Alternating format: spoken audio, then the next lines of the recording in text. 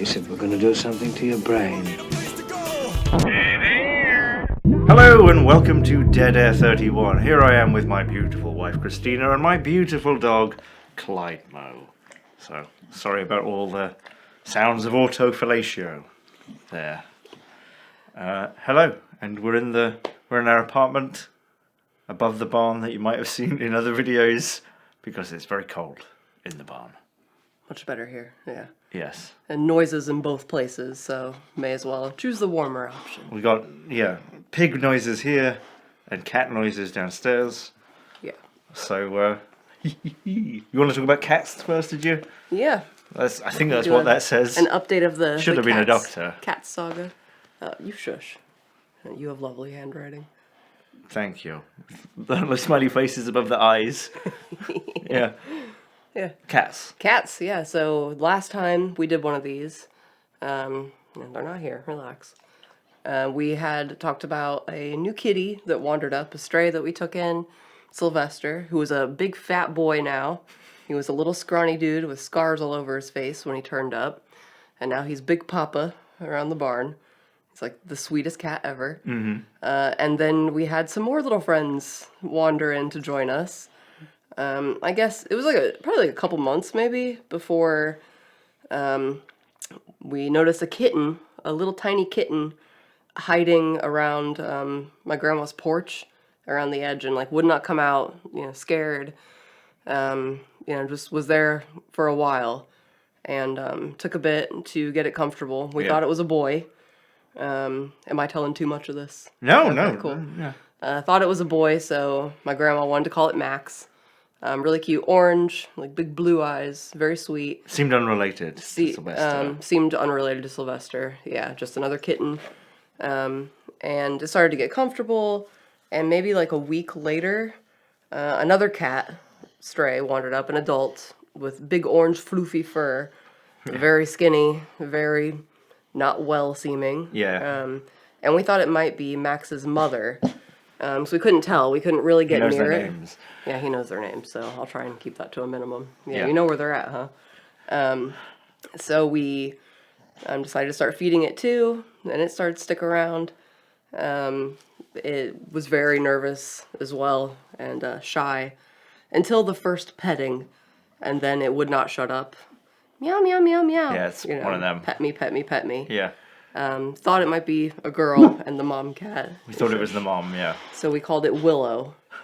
And then once they got more comfortable, we could see the genital area, and actually they were reversed. So Max became Maxie, and Willow became William. And we're pretty sure now it's just an unrelated cat. Yeah. It just happens to also be orange. Yeah.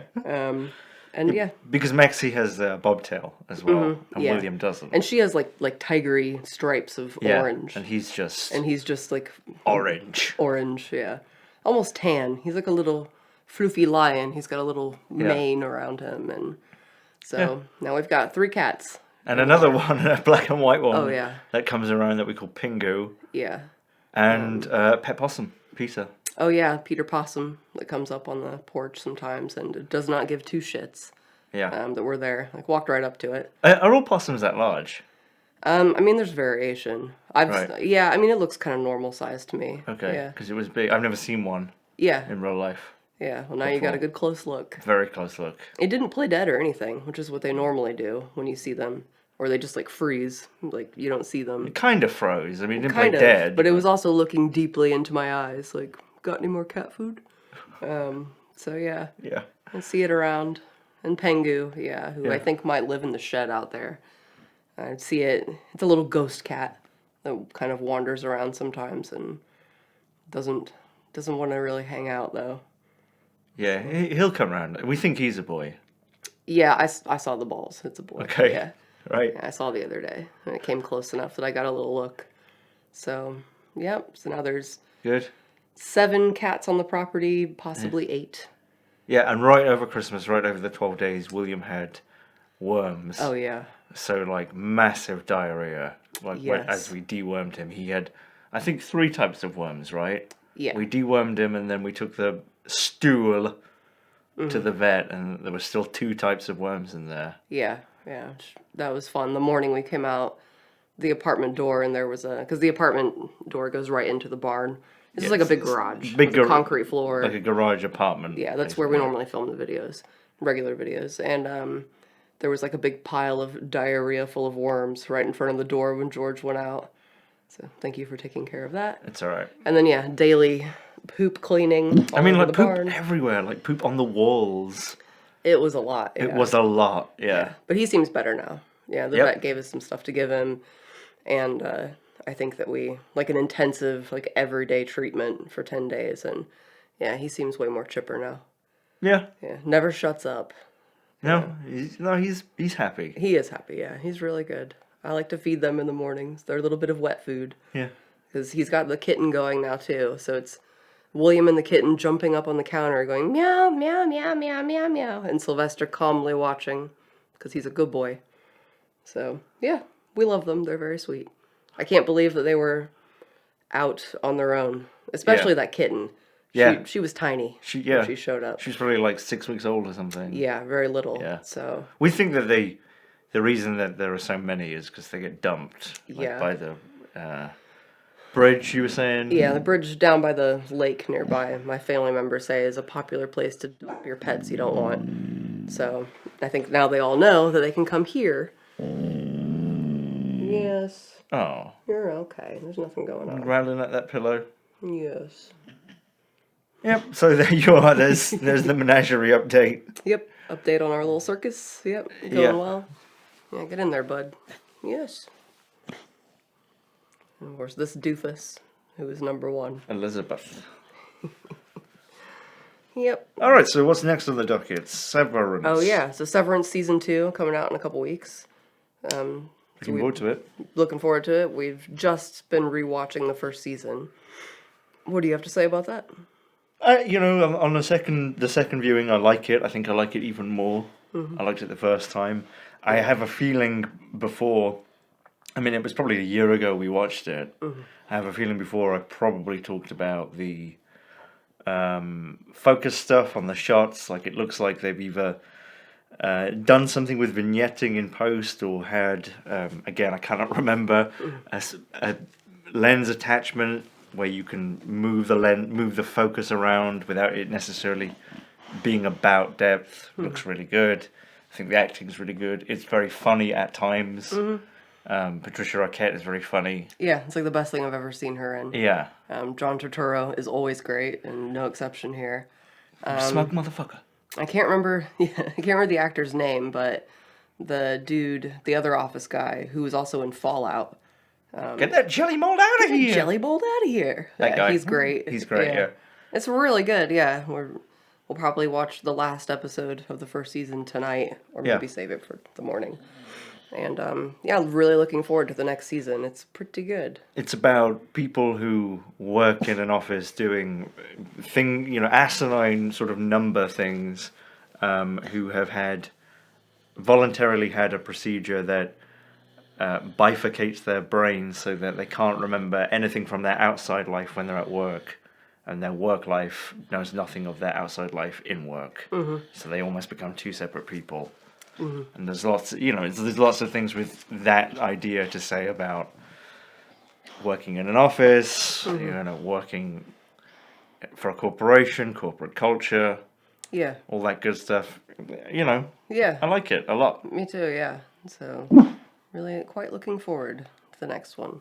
You shush. Do you have anything else to say about it? No, just, I guess, Yeah, let him go. Go on. What are you doing? Do you want to get down? 5 minutes later. I was laying in bed. People will want to know about this. This is important. Okay. I was laying in bed. I'm just going to leave him. And Clyde Mo's face was laying on my butt. I was laying face down. And I farted. And he got up, got off the bed, and went upstairs and left. Yeah. And didn't come back down. Like jumped up and huffed. He was very angry. He was like, and then went upstairs and slept in the living room. He was very annoyed. Doesn't like the taste of his own medicine. Yeah, that's right. The last thing I want to say to do with Severance, I'm pretty sure that we only watch that because people who watch this amazing show really high production quality, suggested it. That's why we ended up watching it. And just thanks again for that to the many of you who suggested it, because it was really good. Come on, Clement, get down now. You're ruining my shit. Come on. I'll pick you up like a vacuum cleaner. All right, lay back down. Lay back down. Thank you. That's better. Yes, nosh away. Yeah, well, what's next? Abiotic Factor is next. Yes, this is the part I've looked forward to the most. Oh my goodness. A game that George discovered, one of his many excursions of trolling through Steam, looking for interesting indie games. And especially, I think you were looking for one for us to play together, because it's been a while. It's been a while. Since we co-opted a game together, so... and wow, it is good. What is it about? Why don't you tell us? Well, I suppose it is a multiplayer game, but it's a game you can play between 1 and 6 players. A survival game set all in an underground science laboratory, like a massive one. Clearly inspired, openly inspired by Half-Life. But it's its own thing. It's about, you're a scientist, your first day at work in this, secret, but definitely also, very tightly guarded laboratory. Things go wrong, Half-Life style. And you got to get out. And that's kind of the story. But it does have a story. Yeah. A lot of it's told through email. Which you should read all of if you play it, because it adds a lot. No time wasting is a big thing. No time wasting. Everything is really pretty necessary, especially for like what is essentially a survival crafting game. Survival craft, yeah. Yeah. Like some of them, there could be a real problem with like wasting time. Number one. Grinding. And also a problem with like the story not really going anywhere if they have a story. Yeah. Project Zomboid. Which I love. But that's this, next on the list. Yes. But this, it's an early access still. It only came out November of 2023. And man, it is packed with stuff for an early access game. Yeah. We haven't finished everything that's available so far in this iteration, but I don't know, how many hours do you think we've got on it now? 30. Yeah. And it has been really good. Yeah, it feels so different from other crafting games. Like, yeah, you have to feed yourself, you have to make food and find water and make it clean. You have to poo. That's different from a lot of crafting games, which I enjoy it. And the old ease passage mini game. The pooping mini game. Pooping mini game, trying to decide what that means. And as we said, it needs the theme hospital sound effect on it. Yeah, it does. Yeah, it does. Do you want to show what you think ease passage means? Yeah, perhaps. There's no washing hands though, so I hope not. I hope not as well. Yeah, but there's washing yourself, your body, with just plain water left in sinks.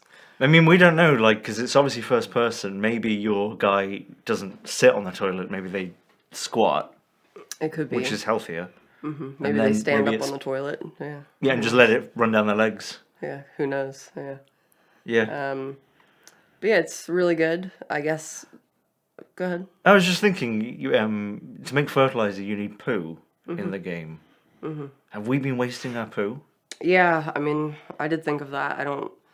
I can't think of any way. Is there a button we've overlooked, like poo in hand? Yeah, because I've only found one piece of poo so far in a trash can for some reason in a locker room. No, that makes that's realistic. That makes so much sense. Yeah, I suppose. That's the only one I found so far. Yeah, but yeah, I guess it wouldn't be too spoilery because you can just see in the images to say that there are something to do with portals. Yeah, there are like portals to, we're not sure yet, other dimensions or other timelines. Both, neither. Both, yeah, and these portals that they've been experimenting with in this big base have been going wrong. And or something's gone wrong. Something's gone wrong. Yeah, we're still piecing together the clues of exactly what's happened. Yeah. But there are, some creatures that come through the portals into your world, and you can also go through portals into these weird worlds. Yeah, the combat is good. I think it's like effective. The graphics are what they need to be for this kind of game. Yeah. It has like a retro kind of look to it. Set in 1993. Yeah. Yeah, and I'm going on about it because I really love this game. Still haven't spotted the G-Man. Yeah. I mean, I don't know if there is one or anything. But Yeah, but I wouldn't be surprised. You laying down? And where are you going? Abiotic Factor. Anything else? Impressed with the fact that there is an obvious story, number one. That's nice. And it feels quite open. There are a lot of different pathways and different ways that you can do things and get to different areas. But it's also like kind of linear. In terms of going between sectors. Yeah, and then, new equipment and abilities and stuff being unlocked when you access different sectors. Like, it's a nice balance of being intentional, but also feeling like you have a lot of freedom. So, yeah. And you can build anywhere. Yeah. And you're not building, unlike most other survival games I've played, survival crafting games, you're not building houses or roofs. You don't have to worry about that. Mm-hmm. You're almost always in the facility, except when you go through one of those portals. Yeah. And you can build through them as well. You can have a lovely little house in Flat Hill. Mm-hmm. Cozy. Yeah, cozy with Silent Hill, like you said. Yeah, certain areas or certain like events really remind me of Silent Hill, like the first one, especially like in a good way. Yeah, Flat Hill. I don't want to spoil it too much, but like the fog and like the silence, other than the one noise that you're hearing, and then the fog, that can then, after you complete that section, start going into the main office area where you typically make your main base, I would think. Yeah, a really strong horror element sometimes on top of what is like a more sci-fi kind of vibe. Would you agree? Yeah, I think so. And some of the horror can be kind of humorous as well. Obviously the dude running around on all fours. Uh-huh. Yeah. Yeah. Yeah. Yeah, that's our favourite. Huh? Yes, that is something. Yeah. Yeah. I've been pumping iron. Yeah, it's great. It's small. It's a New Zealand studio. Yeah. I just glanced at their website, and yeah, they said they're a small team, and there are people around the world to help, but they're based in New Zealand. Just want to make games that they would like to play, and I think that they are succeeding at that. Yeah. And there's a lot in there for an early access game. A lot, so yeah. If you like survival horror, crafting type games, consider it, because I'm very pleased with that so far. My investment in that game. Yeah. So.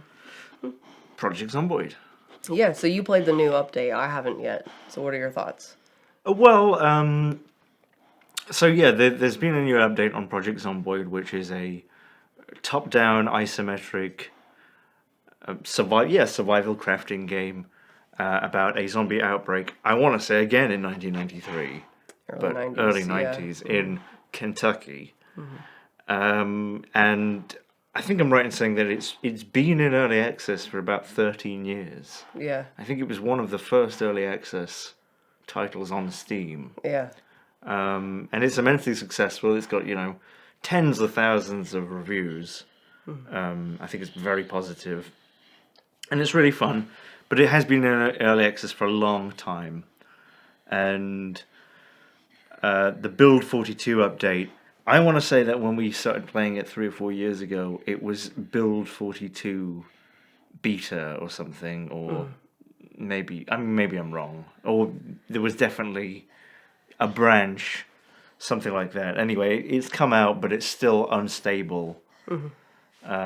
So, play it at your own risk. Mm-hmm. It's unfinished, blah, blah, blah. I played it on Apocalypse mode, completely default. Mm-hmm. It's a good game in that you can do a lot of sandbox stuff. Yeah, your own settings. Yeah. Just be quiet. But I did it on the default settings. Still really fun. They've added a few things like muscle strain.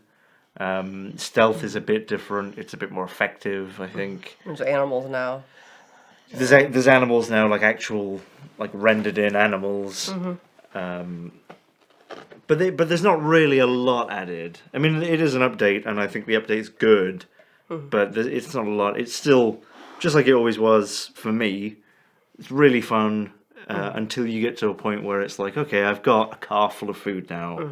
I've got my house in the woods or at the peripheries of a town. Or an impregnable base at the top of a building or whatever. Yeah, once it becomes about like long-term survival, I lose interest. And that's not like the game's fault. That's just that's not the game I want to play. I want to play like early outbreak stuff, and I don't care about making a farm. Yeah. Like, to be honest, it's not really necessary. But it was interesting looking at all of the reaction to it coming out, because when it came out, the new update, there was like a wave on both Steam and on their Reddit of joy. There was much rejoicing. People saying like, "Oh my god, I can sit down now on a chair. My character can sit down," and things like that. And then after a while, there was kind of a backlash to that of like, development's too slow, and what they added really wasn't much. And I kind of am more on that side, but I don't think they ruined anything. And they've always been open about taking their time with things. I'm not like pissed off at all or anything like that. I think that it's just one of those things where they need NPCs in there, Or a story. or a story. Goals. Because they've got this really, really nice, massive, truly massive map of essentially the entire, fictionalized state of Kentucky. Yeah. And there's just, if you play it, I wouldn't say properly, you can play it however you want, but if you play it where I want to survive, I'm trying to play like a survivor, there's no real reason to go anywhere beyond certain things. Like, you don't need to go to Louisville. There's nothing in Louisville that you can't find anywhere else. Yeah. Yeah, exactly. You can now forge a sword. You don't need to do that. Yeah, you don't need that. No. You just... Yeah, I mean, that is the frustrating, recurring thing. I really like the game, and I get, like, urges to play it, but I do get bored, like, kind of after a few hours, once you're, like, safe. Yeah. And then you have to kind of make, difficulty for yourself by going somewhere else. For no reason, For really. no reason. Just to... And here we go again. Yeah, so what I was saying with Zomboid before I was interrupted was that a recurring criticism that I've seen is that the crafting is too tedious, in that you need very specific items and you need books. And you need to find these things at random. And I agree with that. I had a fishing rod, fished for the first time, caught a massive catfish. It was like, yes! And then the second time I fished, my line broke. Well, no problem, I had a spare line. Oh, I can't put the spare line on the fishing rod without reading a skill book on how to do that. Yeah, that's frustrating. So there's that. But also what I was going to say was I think I'm right in saying that the developers have said, they're focused on realism, which is fair enough, and a lot of it does feel realistic. But is it realistic to, not be able to know how to dismantle a table? Yeah, be able to work it out. It out, yeah. I think you don't need any carpentry skill to understand, like, you remove the nails or screws or whatever, and then you've dismantled it. Yeah. Yeah, it's a criticism that I would share. I mean, not that you can't dismantle stuff in the game, but you can't get any material out of it. Again, it's a limitation of the game, and I'm not criticizing it for this, but I think one of the biggest limiters to it being realistic is that it is top-down. Like, I can see further than 100 yards. Yeah. I think most of the time when I've died into a game, it's because I'm going down the road, and then, boom! Some debris pops in and I crash and crack my head on the steering wheel. I can see down a road in real life. There's no getting around that. Yeah, I know what you mean. Anything else to say about it? No, I mean, I really like it, but yeah, I think that all those things are problems. And I don't even necessarily want there to be NPCs myself. I just want there to be goals, things to do besides stay alive.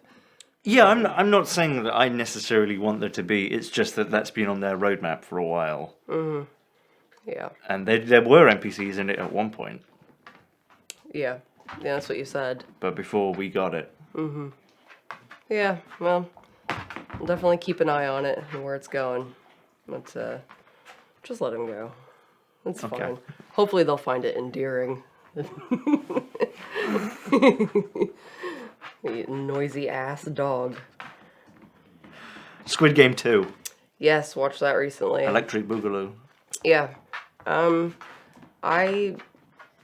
are your thoughts? I liked it. I liked the first Squid Game. I didn't like the way it ended. I thought that, it was the final two seasons of Breaking Bad all over again, where it had clearly been split in half. And I get it, but it didn't feel necessary. It felt like there was, even at, I think, 7 episodes, that it was stretched to make it like that. Like, they could have had one 10-episode season, but they've chosen to go for 2 7-episode seasons. Yeah, it does feel like it was split rather than being meant to end that way. The first time I watched Squid Game, when you see a new game, it's like, oh, what's this? Oh, what horror awaits us? I'm not interested now in the games. Like, people die in them. Like watching the game where they all have to go into groups. That wasn't interesting. Like, I get it. Yeah, it's not that interesting. It's more interesting what they're gonna do. Yeah, watching the whole mini game challenge where they have to run in pairs, and it's got this really long montage of groups of people we don't know failing or succeeding. Like, Yeah, agree. I thought the acting was really good. Yeah, really liked a lot of the characters. I liked a lot of the characters. Yeah. I loved trans lady, who turned out to be a badass. That's probably my favorite character. But there were a lot of characters I liked a lot. Yeah, we didn't get enough Solid Snake. We didn't get enough of Solid Snake this season. Yeah. I want to know more of what he's up to with his mercenaries just boating around outside the island the whole season. So, yeah, could have used more of him. What's season 3 going to have in store for us then? They've said it's the final season, so. Yeah, well, I mean, I don't want to get my expectations up too much because I'm afraid of being disappointed. But I'd really like to see, full-on violent revolution within the games, which they've started, at the end of this one. But climb and get away from there. But I don't know if it's going to be as satisfying as I'd like it to be. It could just be everybody ends up dying and, the games continue. I don't know. What do you think?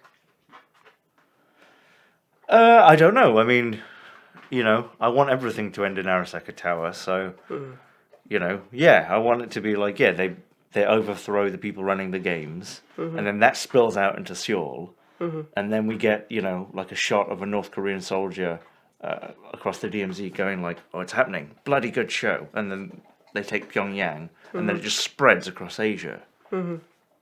Yeah. And then bang, you see a fist come out of the ground in Mexico, and it's bloody Trotsky, and he's back. Yeah. Yeah. That sounds fun. The last shot is him polishing his glasses. Somebody call Netflix. Yeah. And then Lenin's there with nunchucks, going like that. Or a big pocket watch. Yeah. Yeah.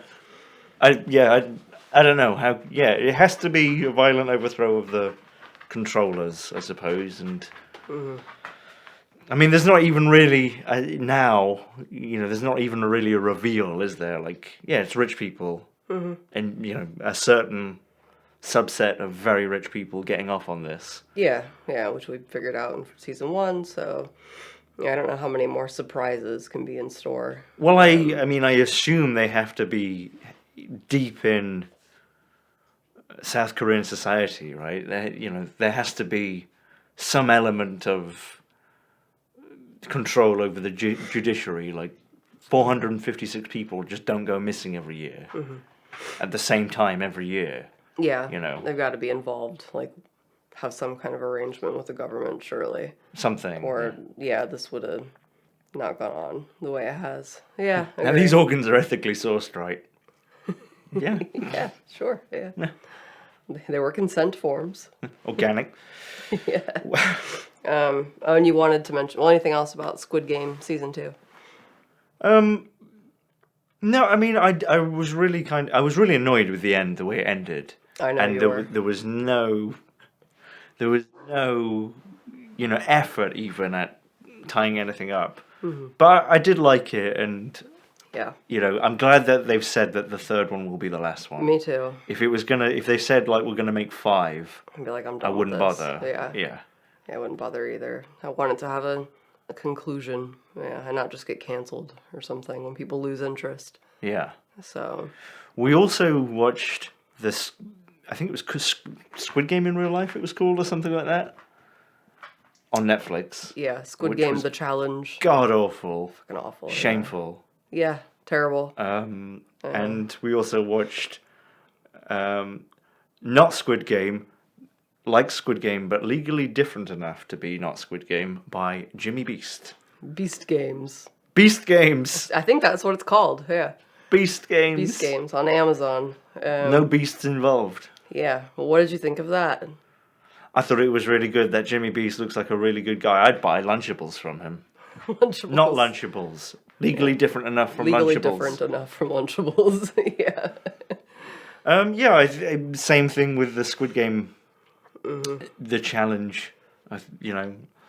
Sort of at best, like boring. Yeah. At worst, Exploitative, tasteless garbage. the boobo of a very, very sick society. Yeah, and these people like, yeah, I'm poor and crying, while Mr. Beast with his dead eyes is like, ha ha ha, what if I offer you $10,000 to leave right now? Boy, this is fun. Ha ha ha. Like, I had no idea he was so annoying. I'd never seen one of his videos. Like, is this how he always is? Because I don't get it. Yeah, I don't know. Yeah, I don't have a lot to say, sorry. Oh my goodness. So I think another thing, and obviously I don't want them to put this in there, but the thing about the actual Squid Games, the game, the fiction show, is violence is a big part of it. Yeah. Like in between contestants and the threat of violence. Yeah. And they obviously can't do that on this. Yeah, so it's just the most boring aspects of we're doing games and getting eliminated. Yeah. Yeah. Like all you can do is drag your feet. Yeah. Yeah. Lame. Yeah. Any other thoughts? I would have fucking loved for one of the contestants to have grabbed Beast like that and been like, I'm taking all the fucking money, otherwise I'm going to snap his neck. That'd have been good. So I see you. Can we have some sort of Beast hunt? Beast hunt beast. Climber. Too close to my mouth.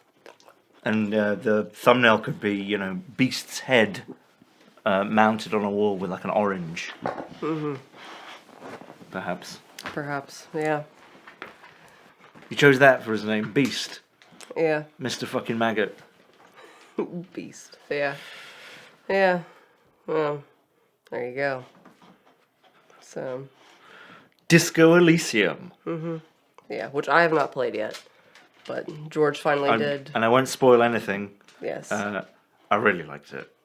Another one that was suggested by viewers many, many times that we would like it, and George finally got it on sale near Christmas. Yes. $10 I got it for. What a bargain that was. I really liked it. Really liked it.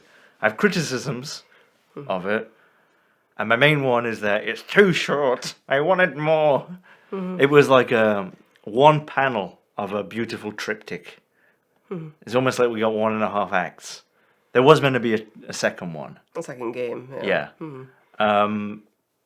I thought the world building in it's set in, an alternate universe, a sci-fi alternate universe, was really good. I thought the writing, especially the writing going on inside your own head, was really good.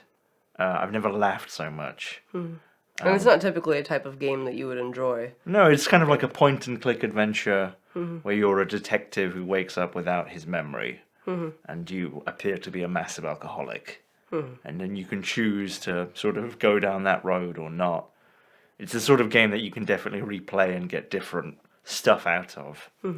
I think my main criticisms were that I don't think that there was as much It's not like there wasn't as much choice. There was loads of choice, but there wasn't as much payoff as I would have liked. But that really goes back to it was too short, which is a compliment. Yeah.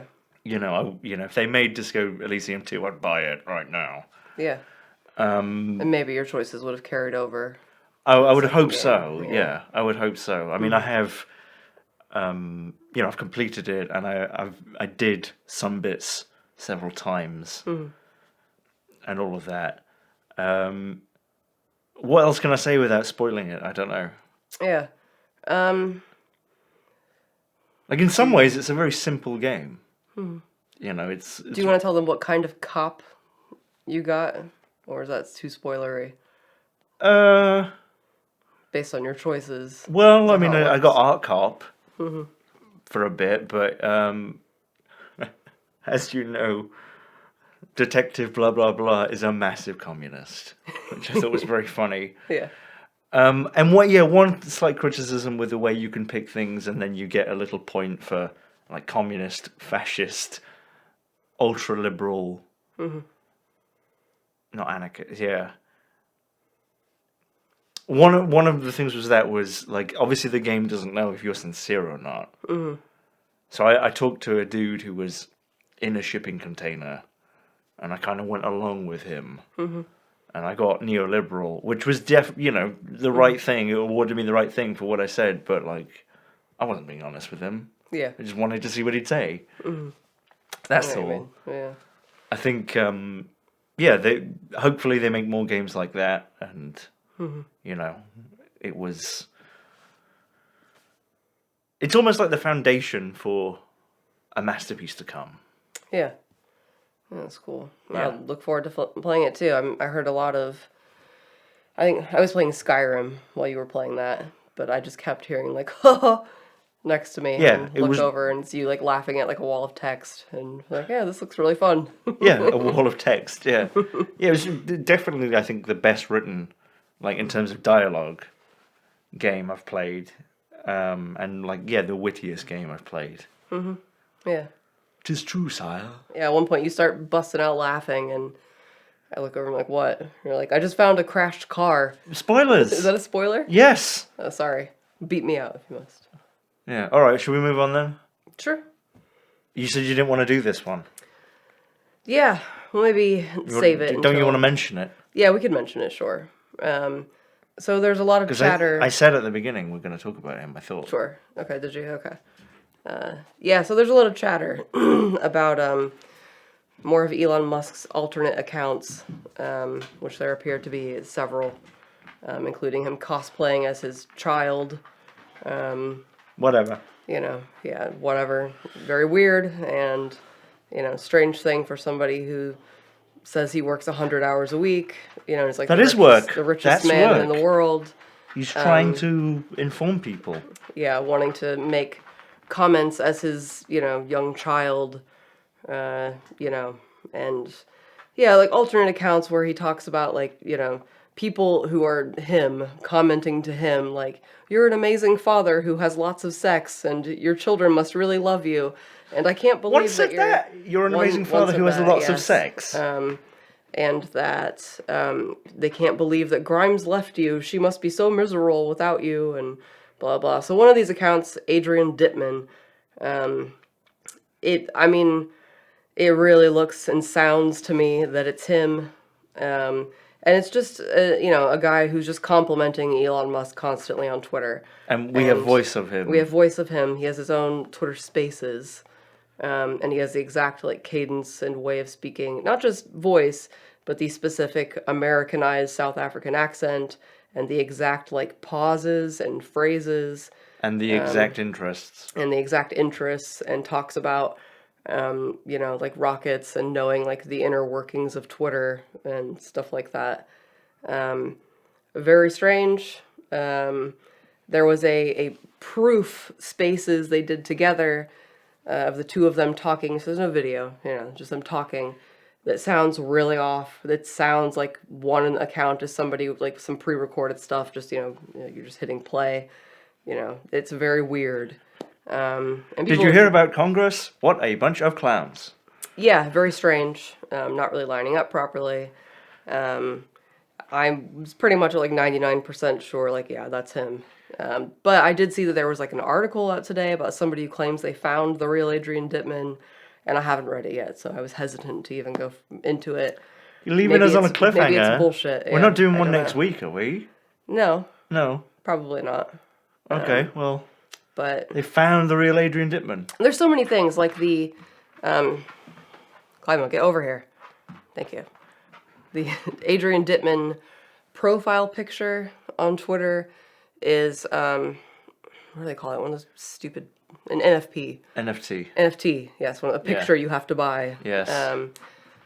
You can look up, like, its information, Yes. like its tags and stuff, and it, like, describes itself as a famous alt account. And the name Adrian Dittman means, like, rich, famous person.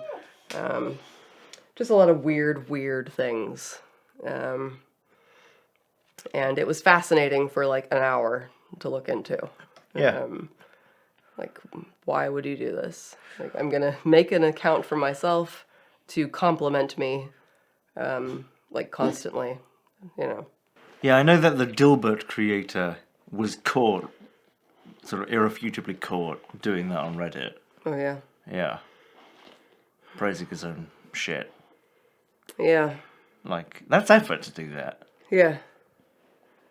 Well, whatever. I don't understand. Doesn't he have enough real, like, fanboys?